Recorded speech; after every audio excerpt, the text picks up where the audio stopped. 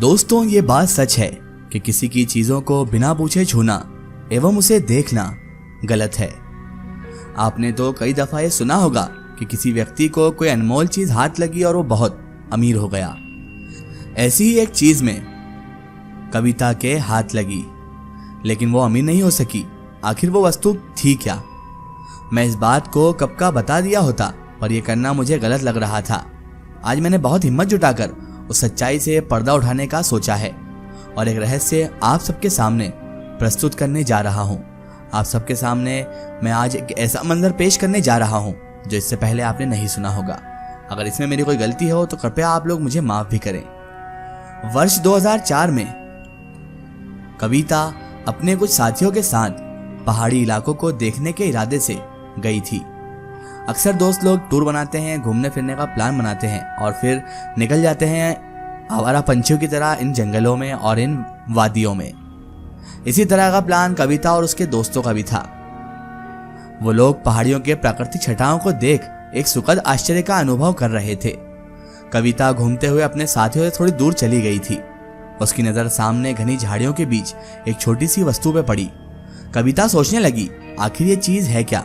मैं जाकर इसे देखती हूँ। कविता ने देखा कि वो एक डायरी है जो पूरी तरह से सील किया हुआ है। कविता को समझ नहीं आ रहा था कि आखिर ये डायरी किसकी है और यहाँ पर आखिर ये डायरी क्यों पड़ी हुई है।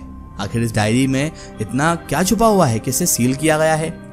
कविता ने उस डायरी को उठाकर अपने पास रख लिया और इसकी जानकारी अपने साथियों को भी नहीं दी। यानी उसने अपने फ्रेंड सर्कल में भी ये नहीं बताया कि मुझे कोई डायरी पड़ी हुई मिली है, वो भी सील करी हुई डायरी। रात को जब कविता अपने घर को लौटी तो वो इस उधेड़बुन में थी कि आखिर डायरी में क्या है जो इसे सील करके रखा गया है। शायद मुझे इसे खोलकर देखना चाहिए, पर क्या ये करना सही होगा? किसी की डायरी को छूना अच्छी बात तो नहीं है, पर आखिर ये डायरी किसकी है? जब तक मैं इसे खोलूंगी नहीं तब तक मैं भी जान नहीं पाऊंगी कि आखिर इस डायरी के अंदर क्या राज है और डायरी किसकी है और इसे सील क्यों किया गया है। यही सोचते सोचते रात हो गई और इसी कश्मकश में कि डायरी खोलूं या ना खोलूं सुबह भी हो गई। कविता उस डायरी को खोलने की हिम्मत ही नहीं जुटा पाई, पर अगली रात कविता ने उस डायरी को खोलने का फैसला कर लिया। कैसे सच थे जो अभी कविता के सामने आने बाकी थे? आखिर क्या था उस डायरी में जिसे कविता शायद अपने सपने में भी नहीं सोची थी? आखिर किस तरह की सच्चाई से कविता रूबरू होने वाली थी, ये तो कोई भी नहीं जानता था। रात हो गई, कविता उस डायरी को खोलने का प्रयास करने लगी। डायरी इस तरह से सील की हुई थी कि अगर थोड़ा भी जोर लगाया जाए तो वो फट सकती थी, पर कविता धीरे धीरे उस डायरी को अच्छे से खोल दी। उसके हाथ कांप रहे थे। खुद कविता भी नहीं समझ पा रही थी कि आखिर ये मेरे साथ हो क्या रहा है। और कविता ने उस डायरी के पहले पृष्ठ को पढ़ा और उस पर लिखा हुआ था कि मेरा नाम स्वप्निल है, मेरा कोई नहीं इस दुनिया में, मैं हूं कहाँ ये भी मैं खुद नहीं जानता। मेरे माता पिता की मृत्यु के बाद आज पहली बार मैं इस डायरी पे अपने डर, दुख और सुख के क्षणों को अक्षरों में व्यक्त करने जा रहा हूं। सुबह मेरी नींद मेरी माँ की आवाज से खुली कि नाश्ते का समय हो गया है, अब तो उठो, और कितनी देर सोते रहोगे? मैं आंखें मलता हुआ उठ गया और हाथ मुंह धोकर मैं माँ से मिलने रसोई घर में गया तो वहां कोई नहीं था। मेरी माँ वहां पर मौजूद नहीं थी। मैंने अपने पिताजी को भी आवाज लगाई पर वो भी घर में नहीं थे। मुझे घबराहट होने लगी कि इतनी जल्दी ये सब कहाँ चले गए। मैंने इधर उधर आवाज लगाई पर वो कहीं पर भी नहीं दिखे। मैं सोच रहा था कि थोड़ी देर पहले तो मेरी माँ ने मुझे आवाज लगाई थी और पल भर में ये कहाँ गायब हो गई, वो भी बिना बताए। मेरे घर के आसपास किसी और का घर भी नहीं था, तो आखिर वो चले कहाँ गए? ये बात सच थी कि इतनी जल्दी से बाहर तो नहीं जा सकते। अगर वो घर में ही मौजूद हैं तो मुझे दिखाई क्यों नहीं दे रहे फिर ये लोग? अगर मैं किसी को ये बात बताऊं तो लोग हंसेंगे और मेरा मजाक भी उड़ाएंगे, मुझ पर हंसेंगे, और ये बात सच भी है। कोई कैसे हम पे यकीन करेगा कि अचानक मेरे माता पिता गायब हो गए। जोर से खिड़की खुलने की आवाज आई और मेरी नींद खुल गई। मुझे यकीन ही नहीं हो रहा था कि ये मेरा सपना था। इस सपने से बाहर आकर मैं काफी खुश था क्योंकि सपने ने मुझे काफी बेचैन कर दिया था, डरा भी दिया था। नींद खुलते ही मैंने खिड़की से बाहर झांका तो देखा कि बाहर जोर का तूफान आया हुआ है। तेज हवा चल रही है, बिजली कड़क रही है। धूल मिट्टी से बने कोहरे के सिवा बाहर कुछ नहीं दिख रहा था। मैंने फटाक करके उस खिड़की को लगा दिया और फिर अपनी माँ से मिलने उनके पास जाने लगा, यानी कि रसोई घर में।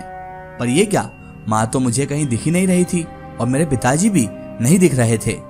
बिना बताए वो कहाँ चले गए? जब तक मैं सोया रहा उसी बीच वो चले गए, पर कैसे? मेरे सपने सच हो रहे थे। मैंने उन्हें इधर उधर बहुत ढूंढा पर वो कहीं पर भी नहीं मिले।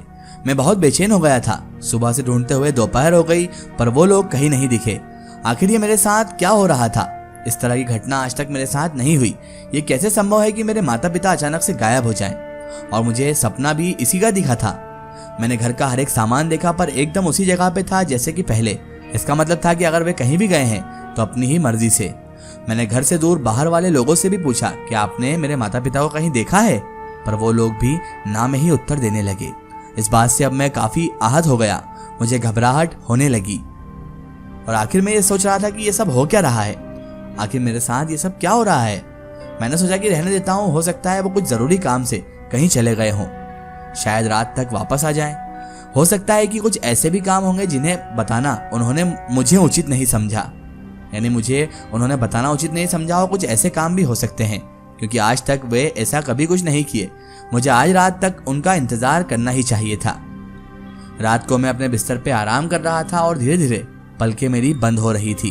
तभी अचानक मुझे अपने कमरे में किसी के होने की अनुभूति हुई। एहसास हुआ कि मेरे अलावा कोई कमरे में मौजूद है। मैंने झट से बिस्तर से नीचे उतरा और देखने लगा। मैंने सोचा लगता है मेरी माँ आ गई है, चलो बाहर चलकर देखते हैं। जैसे ही मैं बाहर गया तो वहां कोई नहीं था। बाहर काफी शांति थी।